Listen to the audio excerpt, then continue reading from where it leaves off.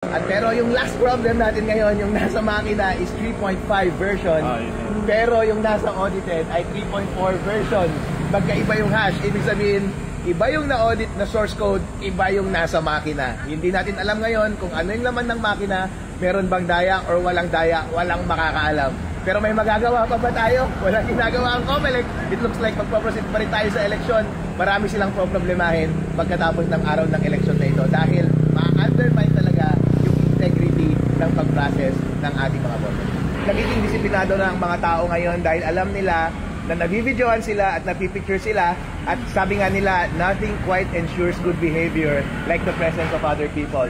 So ang pinakamahalagang tool po ng lahat ng mamamayang Pilipino ay yung presence nila, yung pagbantay nila, videohan nyo, picturean ninyo para mag-behave ang lahat ng taong pwedeng mandaya. Inuulit ko po, kaso nga lang yung mga daya na mahirap bantayan, yun yung pinaka nakakatakot. Katulad na ng source code mismo ng makina na 3.4 yung na-audit, 3.5 yung naka-install. Kung merong daya doon, hindi natin malalaman at all. Yung kumpiyansa mo ninyo na ito magiging maayos dito po sa inyo. Kumbaga sa IT audit, bagsak na to actually. Tumutuloy lang tayo kasi hindi na umaatras eh. Wala tayong magagawa dahil napakalaking mobilization na kailangan mong gawin para i-update lahat ng source code ng lahat ng makina sa buong Pilipinas.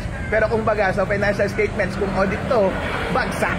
Hindi ka magpro-proceed, qualified opinion, bagsak. Kasi yung nilagay mong source code doon, iba sa in-audit mo. Meron pa bang integrity? Wala. Attorney, after this, napagboto ninyo, saan po kayo gagawin ko ngayon?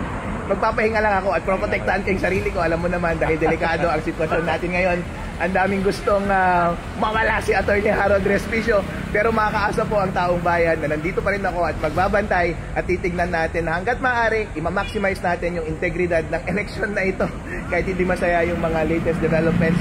Pero ang pinakamahalaga po sa lahat, kung meron ng tayong kukunin na lesson dito sa election process na to, is yung freedom of speech at yung transparency sa ating gobyerno dahil pinakamahalaga po na makapagsalita tayong lahat. At mahalaga din dapat na sumagot yung gobyerno para magkaroon ng tiwala ang taong bayan sa lahat ng proseso ng gobyerno. Kapag ganyan po, mag-behave lahat ng tao, walang kalokohang mangyayari at uunlad ang Pilipinas. Attorney, ito po, ano po ang mensahe niyo naman po sa mga botante po ng Reyna Mercedes? Sa mga botante ng Reyna Mercedes, piliin niyo po ang gusto ninyong mamuno sa inyo.